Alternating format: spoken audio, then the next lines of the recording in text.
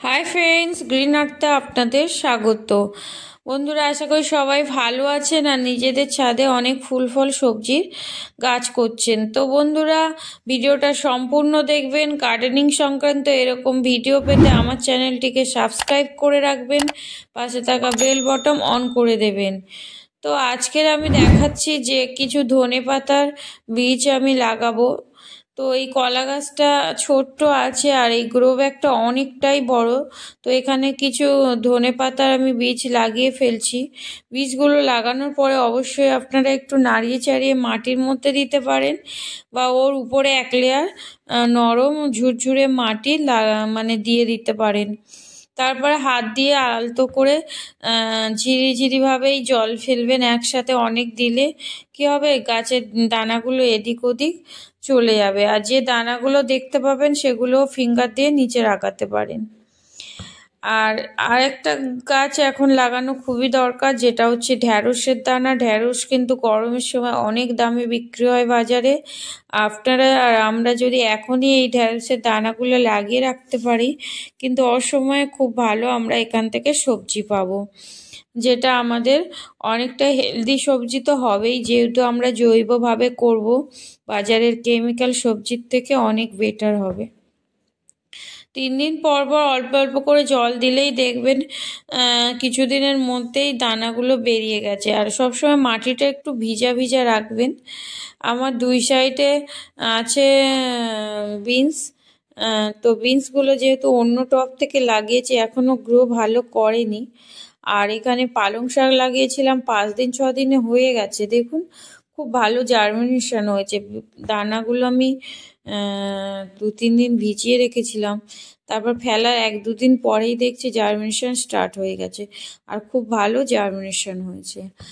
আর যতগুলো তো লাগাচ্ছিল মোটামুটি এই টবের মধ্যে সব তুলে খেয়ে ফেলেছিলাম। এই গাছটা এত সুন্দর ফুল হয়েছিল, রেখেছি। মূলা গাছের ফুলও দেখতে বেশ সুন্দর লাগে। তো যাই হোক, এবার আমি এই মাটিটাকে নাড়িয়ে চাড়িয়ে এখানেও কিছু ধনেপাতার দানা দিয়ে দেব, কারণ ধনেপাতাটা খুবই ভালো আমাদের মানে ব্যবহারের জন্য, কিচেন গার্ডেনের জন্য খুবই দরকার হয়, যখন তখন দরকার হয়। আর এই পাতাটা যদি আপনারা বাজার থেকে কিনে স্টোর করেন, 1-2 দিন পরে শুকিয়ে নষ্ট হয়ে যায়।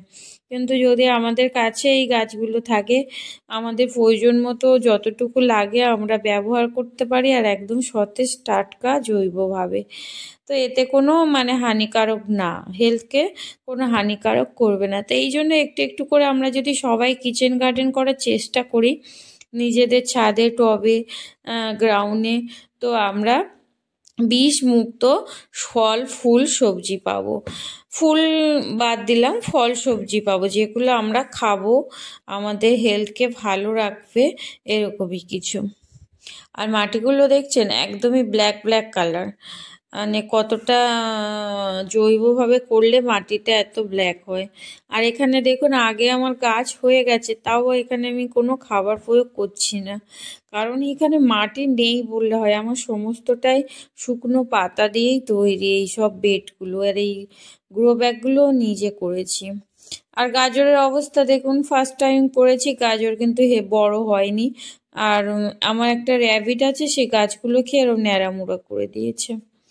তো ওই জায়গাটায় কিছুটা গর্ত করে আমি এই 4 ইঞ্চির পটে আমার লঙ্কা গাছ আছে, সেটা লাগিয়ে দিলাম।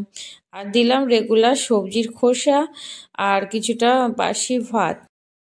তো প্লিজ চ্যানেলটিকে আগিয়ে নেওয়ার জন্য আর আপনাদের সঙ্গে জোড়ার জন্য প্লিজ সাবস্ক্রাইব করবেন, পাশে থাকা বেল বটন অন করে দেবেন, লাইক কমেন্ট শেয়ার করবেন। বন্ধুরা, ভিডিও বানানো এরকম আরও অনেক যেন ছাদ বাগান করে ওঠে। আমাদের দিনে দিনে যেমন অক্সিজেন কম হয়ে যাচ্ছে, গাছপালা কম হয়ে যাচ্ছে, তো আমরা যদি নিজেদের মতো করে একটু করে গ্রিন পৃথিবী গড়তে